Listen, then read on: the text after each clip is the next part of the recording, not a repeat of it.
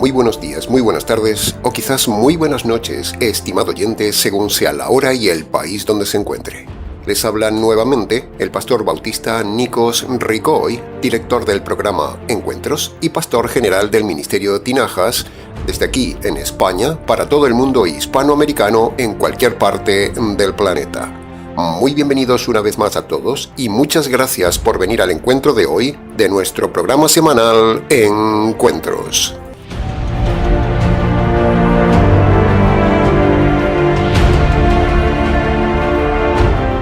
Hemos llegado una vez más, estimado oyente, al maravilloso día de celebrar el acontecimiento más extraordinario de la historia de la humanidad y el acontecimiento único más grande en toda la gloria de Dios, la resurrección del Señor Jesús. Hemos decidido subir nuestro mensaje de la resurrección hoy sábado, porque el sábado occidental, después de las 6 de la tarde, es el verdadero momento de la resurrección del Señor Jesús. En el equipo de trabajo del Ministerio Tinajas, para el programa especial de hoy, hemos elegido el estudio del pasaje de Mateo capítulo 28, versículo 1 al 6, que dice: Era el amanecer del primer día de la semana, pasado ya el día de reposo. María Magdalena y la otra María fueron al sepulcro donde había sido dejado el cuerpo de Jesús. En ese momento hubo un gran terremoto porque un ángel del Señor había descendido del cielo. El ángel había removido la piedra que tapaba el sepulcro y se sentó sobre ella. Su aspecto era como el de un relámpago y su vestido era blanco como la nieve. Y del miedo, los soldados que guardaban el sepulcro, temblaron y se quedaron como muertos. El ángel se dirigió entonces a las mujeres y les dijo: Tengan paz, yo sé que buscáis a Jesús el Señor, pero no está aquí porque ha resucitado. Como hacemos siempre, dividiremos el mensaje de hoy en 3 partes expositivas para su mejor comprensión. Y como el tiempo corre, entremos en materia.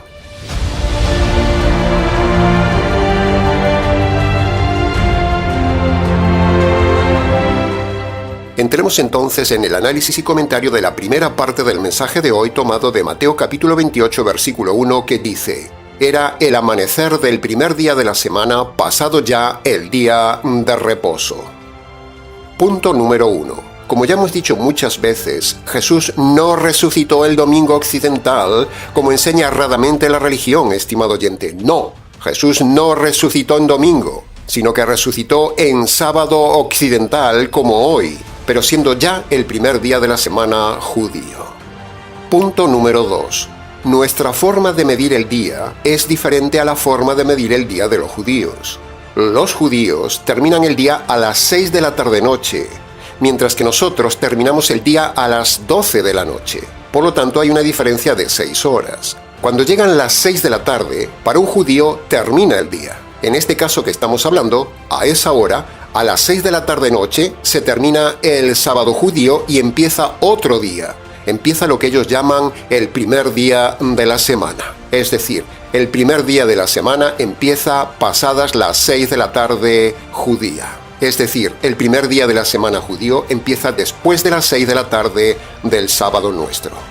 Pero cuando termina el día sábado para un judío a las 6 de la tarde, nosotros aún estamos en sábado, porque el sábado occidental nuestro continúa hasta las 12 de la noche, como hemos dicho antes. Así que tenga estos datos en cuenta para el resto del mensaje. Punto número 3. Los judíos no le llaman domingo al día siguiente al sábado, no, sino que ellos le llaman el primer día de la semana, que, como dijimos, empieza a las 6 de la tarde del sábado nuestro. Todos estos datos documentales los puede confirmar usted en internet para que aquí no se haga el mensaje muy largo. Punto número 4. Punto muy importante. Escuche bien. Jesús había profetizado en Mateo capítulo 12, versículo 40, que Él estaría muerto 3 días y 3 noches, o sea, 72 horas literales, y luego Él resucitaría. Eso fue lo que profetizó. Bien, habiendo dicho esto, juntemos entonces todos estos puntos y sígame ahora en el siguiente razonamiento sencillo. El Señor Jesús muere en la tarde-noche del miércoles al inicio de la Pascua. De la tarde-noche del miércoles a la tarde-noche del jueves hay un día, hay 24 horas. Ahora, de la tarde-noche del jueves a la tarde-noche del viernes hay otro día, o sea, ya van 2 días y 2 noches. Y desde la tarde-noche del viernes a la tarde-noche del sábado, o sea, a las 6 de la tarde de ese sábado, se cumplen 3 días y 3 noches literales, o sea, 72 horas que habían sido profetizadas por el Señor Jesús.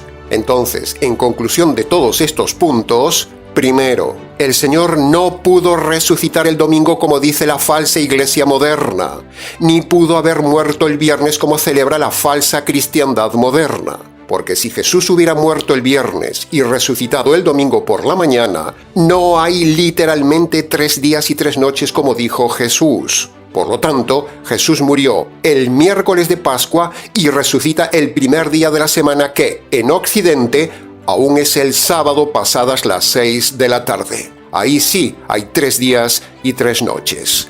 Y la segunda conclusión es esta. La falsa cristiandad católico-romana y la ignorante iglesia evangélico-cristiana, que celebran la muerte de Jesús en viernes y la resurrección el domingo, están todos equivocados.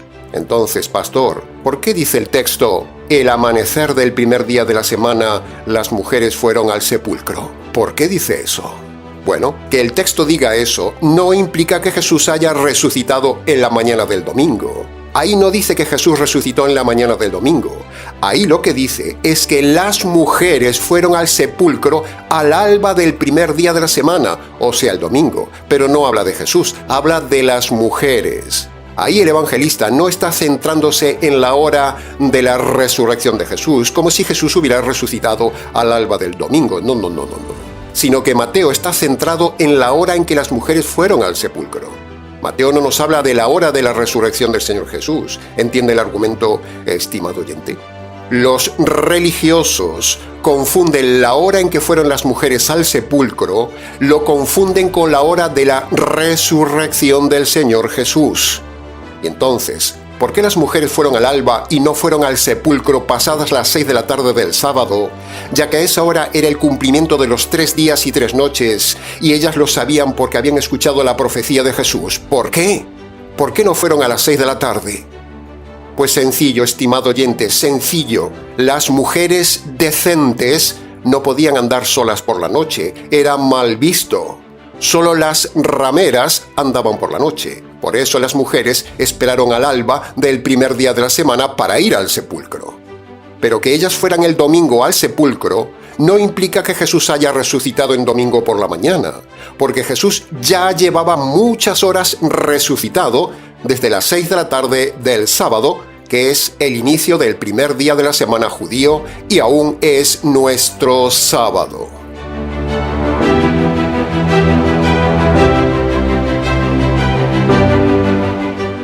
Por culpa de no leer atentamente la palabra de Dios, por no ser bereano y por no conocer estos detalles de la cronología judía, los líderes actuales de la falsa cristiandad, empezando por el Papa y siguiendo por los ignorantes pastores modernos influyentes de hoy, engañan a la gente con este tema. Si estudiaran un poco el texto bíblico, verían que Jesús no puede morir el viernes y resucitar el domingo por la mañana. Señores, no encajan las cuentas. Jesús dijo 3 días y 3 noches, o sea, 72 horas. Y desde el viernes por la tarde-noche hasta el domingo por la mañana no hay 72 horas, no hay 3 días y 3 noches. Pero si aplicamos la razón, rompemos la tradición y hacemos bien las cuentas con precaución, entonces usted confirmará lo que enseñamos en el Ministerio Tinajas, la doctrina perfecta de este tema. En este canal se enseña solo toda la verdad, estimado oyente, las pequeñas y las grandes doctrinas. Aquí no seguimos la corriente de este mundo falso y religioso. Así que si usted celebró la muerte del Señor Jesús ayer viernes y quiere celebrar mañana domingo la resurrección del Señor Jesús, usted está haciendo el ridículo delante de Dios y está siendo manipulado por los hombres religiosos del día de hoy, y un día usted dará cuentas a Dios por ser ignorante. El profeta decía, el pueblo perece por falta de conocimiento. Así que piense, estimado oyente, lea el pasaje de Mateo capítulo 12, versículo 40, y verá que entre el viernes y el domingo no hay 3 días literales, como dice la religión. Este es el punto importante. No conocer la palabra de Dios lo lleva a usted a errores doctrinales. Toda iglesia que enseña mal el día de la muerte del Señor y enseña mal el día de la resurrección del Señor es una iglesia falsa, y es muy probable que usted, que me está oyendo, esté en una iglesia de esas iglesias falsas, y lo más grave de todo es que también le están enseñando mal algo mucho más importante, y es el tema de la salvación de Dios. Es muy seguro que le están enseñando mal este tema, porque el que enseña mal una doctrina, enseña también mal otras doctrinas. ¿Comprende el argumento? Por eso hacemos tanto énfasis en este tema del día de la resurrección, estimado oyente, para que tenga cuidado. Para preguntas del tema, escríbanos.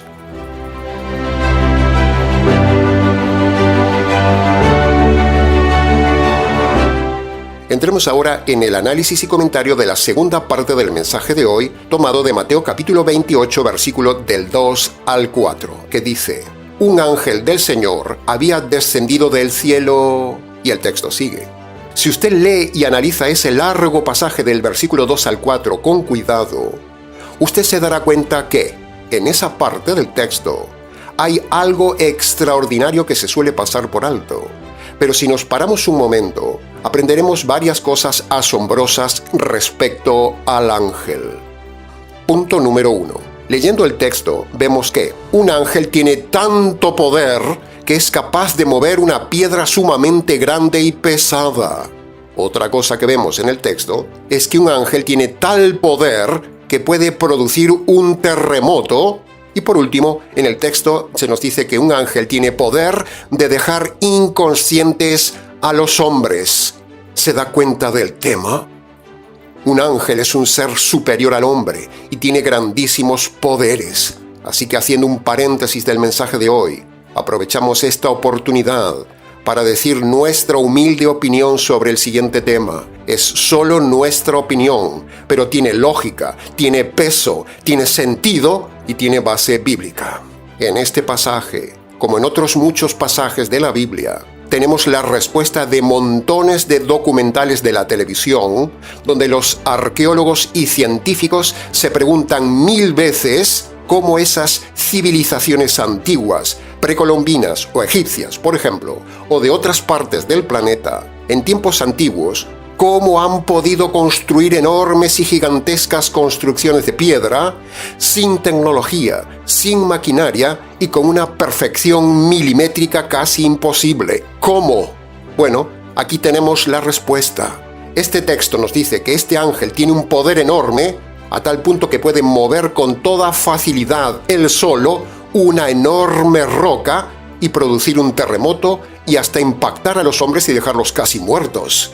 De la misma manera, estimado oyente, los ángeles malos tienen el mismo poder, fuerza y capacidades que vemos aquí con este ángel bueno. Que sean ángeles malos, que sean demonios, no implica que hayan perdido sus poderes. Dios no se los quitó, al contrario, se los dejó. Aquí la Biblia nos dice que tan solo un ángel tiene enormes poderes, así que imagínese un montón de ángeles malos. En nuestra humilde opinión, los ángeles malos ayudaron a los hombres malos a construir enormes pirámides y enormes templos idolátricos en contra del Dios verdadero. Construcciones imposibles de construir solo por la fuerza de los hombres en aquellas épocas. Tuvo que haber habido una fuerza superior que manejaba esas piedras enormes como si fueran cartones, con ayuda de los poderes de esos ángeles malos. A lo largo de la Biblia hemos visto muchas veces la intervención de los ángeles en la vida de los hombres. Aquí dice que esa enorme piedra del sepulcro la movió un solo ángel y luego se sentó sobre ella. Esos ángeles malos ayudaron a aquellos hombres malos de aquellas civilizaciones malas para que adoraran a otros dioses y ofendieran al Dios verdadero de la creación. Y aquel hombre que se rebelara contra los ángeles malos, los ángeles podrían matarlos o anularlos, como vemos aquí en este pasaje donde los fuertes soldados quedaron como muertos. ¡Wow! ¿Se da cuenta del tema de este paréntesis, estimado oyente? Repetimos, es solo nuestra humilde opinión.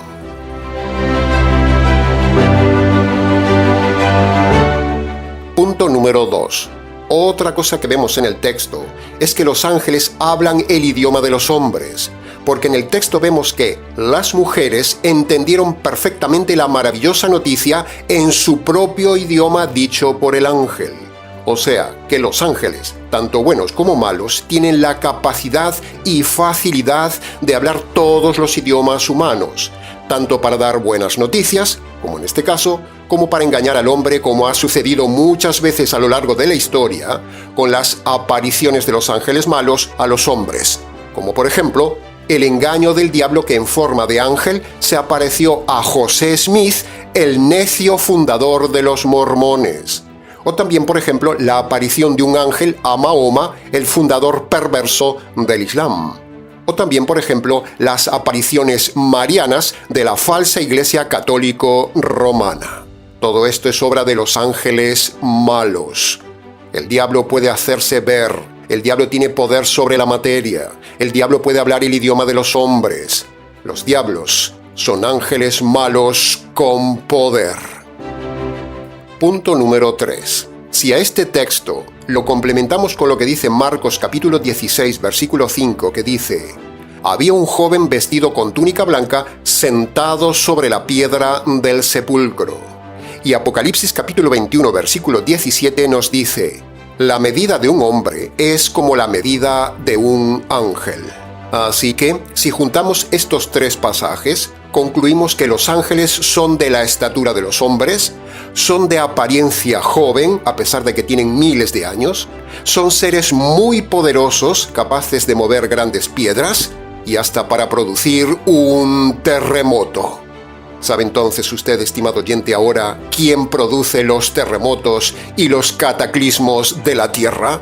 Si usted no lo cree, lea la palabra de Dios en el capítulo 1 de Job y verá quién produjo todas las desgracias y cataclismos que ahí se relatan, y verá entonces que nuestra tesis no es una locura. El diablo y sus ángeles, con sus poderes, afectan las leyes de la naturaleza, y por eso pasa lo que pasa. Los ángeles tienen grandísimos poderes, son seres inteligentes, se mueven con rapidez, son invisibles, Dios permite que actúen y se materializan. Así que entonces ahí tiene la respuesta de por qué suceden las cosas que suceden en el mundo y en la naturaleza. ¿Por qué hay tantas religiones con apariciones, tipo Islam, tipo mormones o tipo Iglesia Católica? Todos están engañados por los ángeles malos. Son cosas permitidas por Dios, pero realizadas por los ángeles malos. Así que debería estar usted preparado por si acaso el ángel malo le quita la vida, como pidió hacerlo con Job. Y punto número 4 de esta parte del mensaje. Pastor, ¿qué tiene que ver entonces todo esto de los ángeles y del ángel del pasaje de hoy con la resurrección del Señor? ¿Qué tiene que ver? Bueno, en primer lugar, estimado oyente, son datos que están metidos en el relato de la resurrección del Señor, así que no podemos dejarlos de lado. Eso para empezar. En segundo lugar, aquí vemos cómo los ángeles buenos cuentan a los seres humanos la resurrección del Señor. Pero, un día, estimado oyente, un día nosotros los hombres contaremos a los ángeles buenos nuestro testimonio en directo de cómo el poder de la resurrección por medio del Evangelio transformó nuestras vidas y nos permite ahora estar con ellos en la eternidad. ¿No le parece fascinante? Y en tercer lugar, este relato de los ángeles en la Biblia nos quiere mostrar una vez más que hay un mundo real en la otra dimensión, un mundo real y diferente al de esta tierra. Hay un mundo real que no se puede ver con esta retina, pero existe. Este texto nos muestra que hay un mundo de seres maravillosos al que podremos acceder un día por medio de la victoria de la resurrección del Señor Jesús. Ahí está el nexo con este tema de los ángeles. La Biblia y el Señor Jesús nos dicen que en el más allá hay dos mundos. El mundo maravilloso de la luz, la paz y la tan anhelada felicidad, donde hay cosas indescriptibles, lugares inimaginables y seres maravillosos, como muchas veces hemos dicho en el canal. Pero la Biblia dice también porque hay otro mundo. Hay un inframundo de oscuridad y terror donde no se verá nada más que oscuridad en medio de un lago de fuego en compañía del terror de los ángeles malos. ¿Puede ver ahora el nexo de este tema con la resurrección? ¿En qué mundo eterno quiere vivir usted, estimado oyente? Si usted no se convierte por medio del evangelio de la resurrección del Hijo, usted vivirá eternamente en oscuridad y terror perpetuo en compañía de los ángeles malos. Pero si usted se convierte por medio del poder de la resurrección que tiene el verdadero evangelio, usted vivirá en ese mundo con esos seres maravillosos que se describen en este texto. Vivirá en lugares indescriptibles que por ahora nuestra retina no puede ver, pero existen. Un lugar no solo maravilloso de luz, hermosura, perfección, admiración, inimaginable felicidad y una justicia perpetua entre los hombres, sino que será un mundo material con la presencia física del Señor Jesús resucitado. Viviremos con un cuerpo material como el suyo, que nos dará para recorrer con Él y conocer con Él esos mundos infinitos de cielos y cielos, universos y metauniversos interminables de belleza, teniendo experiencias únicas y un gran asombro para nuestro ser. Con el cuerpo nuestro resucitado y con el Señor resucitado, el Señor del Evangelio, recorreremos esos inmensos mundos en esos espacios siderales inimaginables por toda la eternidad. Su reino es un reino material. Por eso Jesús fue delante y tomó nuevamente el cuerpo físico para vivir un día con Él en un mundo material maravilloso, solo con aquellos que acceden a su reino por medio del poder de la resurrección que se lo da al Evangelio.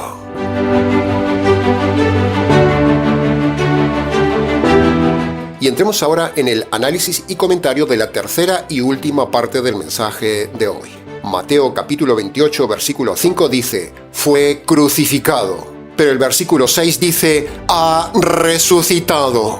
¿Se da cuenta del contraste tan importante de esas dos frases, estimado oyente? De la crucifixión hemos hablado la semana pasada y hoy toca hablar de la resurrección. Todos los líderes de todas las religiones, de todas las épocas, todos están sus huesos en la tumba y sus almas están en la cárcel de oscuridad. El único que ha dado evidencias tangibles de la victoria sobre la tumba, el único que su cuerpo y su alma están vivos, ha sido el Señor Jesús.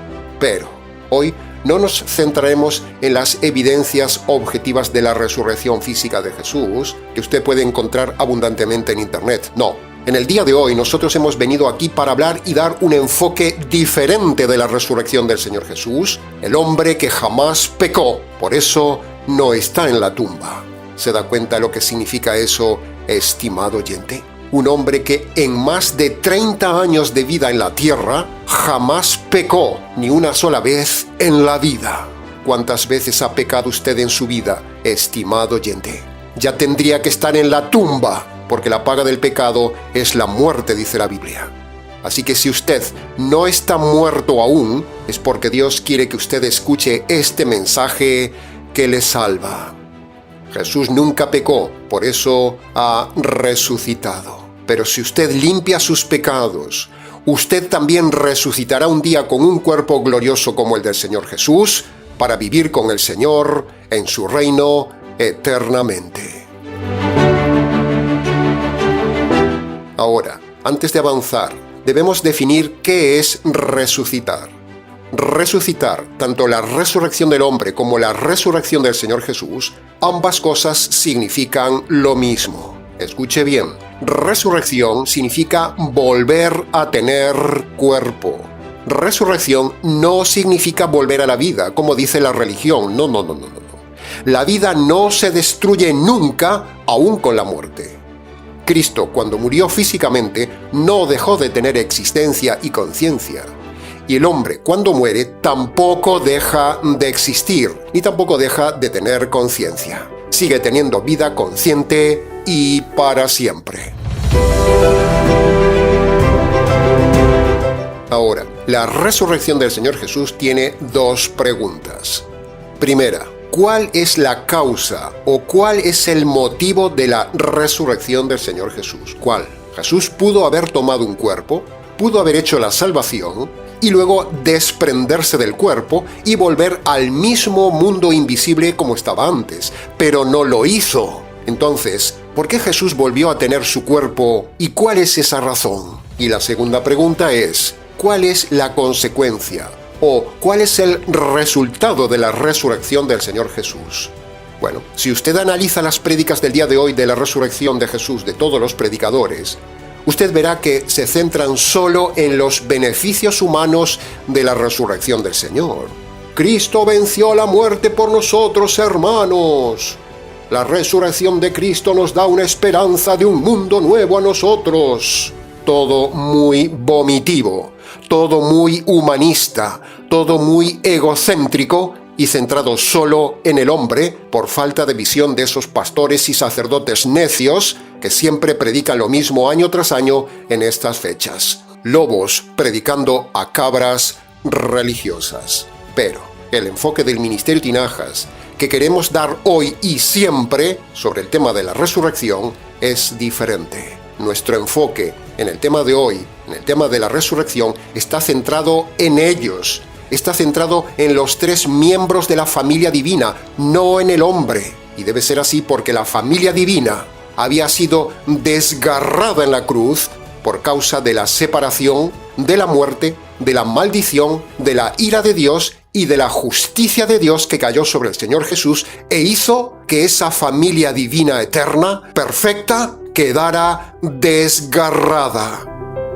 El acontecimiento más trágico del universo fue la cruz, pero el acontecimiento más glorioso en el universo es la resurrección del Señor Jesús. Entonces, la causa de la resurrección del Señor es la restauración de la unidad familiar divina que había sido desgarrada en el Calvario. Eso es lo que debemos celebrar hoy, estimado oyente, celebrar que ellos fueron restaurados y a la vez la resurrección y ascensión al cielo es el regocijo de parte de los ángeles de Dios por ver el regreso del Rey a la gloria.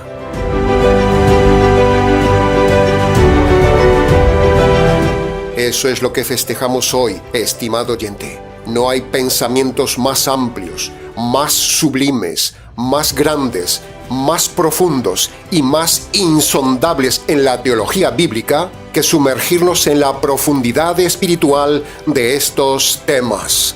Se expande el alma, vibran las entrañas, y qué gusto y qué gozo es enseñar esto honrando así verdaderamente al Trino Dios.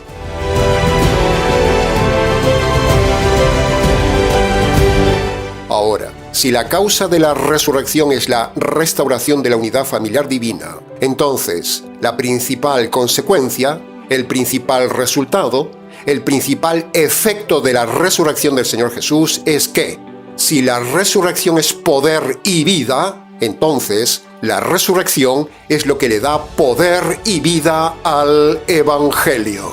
Y a su vez, el verdadero Evangelio es lo que le dará poder y vida al convertido. Es una cadena teológica maravillosa y perfecta. Es pura teología verdadera. Esto es lo que también celebramos hoy en el día de la resurrección del Señor Jesús. El poder de su Evangelio. Por eso, los demás evangelios de todas las iglesias no funcionan, porque no están basados en la correcta doctrina, ni están basados en el poder de la resurrección. El evangelio de obras católico romano, el evangelio falso de la sola fide calvinista reformado, el evangelio hereje adventista sabatista, el evangelio falso negacionista unicitario, el evangelio emocional pentecostal o el evangelio de las sectas tipo mormones, rabinos, testigos y mesiánicos, todos esos tienen un evangelio doctrinalmente falso y sin la base del poder de la resurrección. Por eso no cambian vidas ni salvan almas. Pero en el Ministerio Tinajas enseñamos el verdadero y único evangelio desde el punto de vista jurídico, racional y doctrinalmente correcto basado en el poder de la resurrección. El pecado mata, estimado oyente, pero el Evangelio da vida por medio del poder que le inyecta la resurrección a toda persona que se apropia de ese Evangelio por medio de la fe. Maravillosa revelación. Recíbala. Así que abra sus ojos a este mensaje, estimado oyente. Céntrese hoy en ellos. No se centre en su religión. No se centre en los dulces de Pascua. No se centre en las procesiones, ni se centre en las palmeras, ni en el culto del domingo, sino céntrese con nosotros en el contenido de este mensaje en este sábado de resurrección. Cuando usted exteriormente obedece Marcos capítulo 1, versículo 15, Dios interiormente inyecta en usted el poder del Evangelio que fluye por el poder de la resurrección que viene del cielo. Así como el Señor venció lo más terrible, la muerte, así usted por medio del poder de la resurrección en el Evangelio, vencerá lo más duro de esta vida y luego pasará a tener vida después de la muerte. Por cierto, antes de acabar, permítame, estimado oyente, otro paréntesis y permítame decir en público, a voz en grito, algo relacionado con esta Semana Santa. La famosa sábana santa es un puro engaño de la Iglesia Católica. No es sábana, ni es santa, ni fue de Jesús. Es un trapo, es un engaño, es un puro negocio y manipulación de la Iglesia Católica, como todo lo que hace esa Iglesia. Es pura soberbia católico-romana pretender tener ella, que no es nadie, las reliquias del Señor. Las reliquias del Señor no existen, son un invento católico romano. Aquí en Valencia, tristemente, la falsa Iglesia católico-romana, que es más falsa que una moneda de plástico, presume de tener en la Catedral de Valencia el cáliz que el Señor Jesús usó en la Última Cena, como puede verlo en pantalla. Pero ese cáliz es falso, la historia del cáliz es falsa, y esa no es la copa que usó el Señor Jesús. La Iglesia Católica está fundada sobre los pilares de la mentira. Así que estos temas de las reliquias no podían ser menos. Bien, cerremos el paréntesis. Ahora, habiendo llegado ya al final del mensaje y redirigiéndolo al punto clave, para que usted un día pueda resucitar con un cuerpo similar al del Señor Jesús, para que usted un día pueda disfrutar por toda la eternidad con Él de las maravillas que ojo no vio, ni oído yo, ni mente imaginó en el reino de los cielos, para que usted sea librado del lago de fuego donde irá todo hombre en cuerpo y alma por causa de los pecados, para que usted sea perdonado de todos los pecados cometidos en su vida, y para que usted tenga poder de vivir la vida cristiana. Para todo esto, usted debe obedecer los dos requisitos universales que pone el Señor Jesús en Marcos capítulo 1, versículo 15. Sígalos en pantalla. Primer requisito. Usted debe reconocer de forma concreta sus pecados pasados ante Dios y luego debe abandonar los pecados que esté cometiendo en el tiempo presente. Así de sencillo. Esto es el arrepentimiento correcto y bíblico. Segundo requisito de Marcos capítulo 1, versículo 15. Usted debe creer que en la cruz el Señor Jesús murió para recibir la justicia de Dios que usted merece recibir por sus pecados y ahora ha resucitado. Esto, así de sencillo, es el Evangelio. Entonces, le invitamos, estimado oyente, a que vaya a su habitación y allí, en el secreto de ese lugar, de rodillas ante Dios si puede, obedezca de forma urgente estos dos requisitos universales e indispensables para su salvación. Bendita sea la resurrección del Señor Jesús, el Señor del Evangelio. Amén. Aleluya.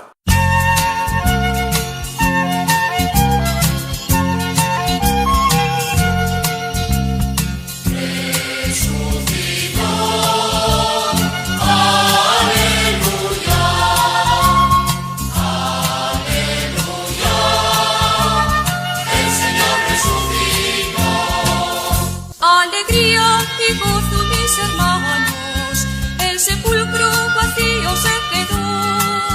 Alegría y gozo, mis hermanos, el Señor de la muerte es vencedor. Resucitó, aleluya, aleluya, el Señor resucitó.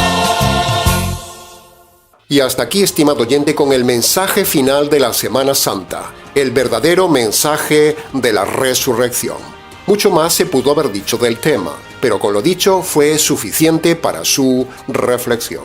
Para preguntas del tema, si quiere, escríbanos. ministeriotinajas@gmx.es. Y ahora, brevemente, antes de terminar, queremos decirle que, si usted se siente identificado con nuestro trabajo pastoral, le animamos a colaborar voluntariamente por PayPal. Muchas gracias anticipadas.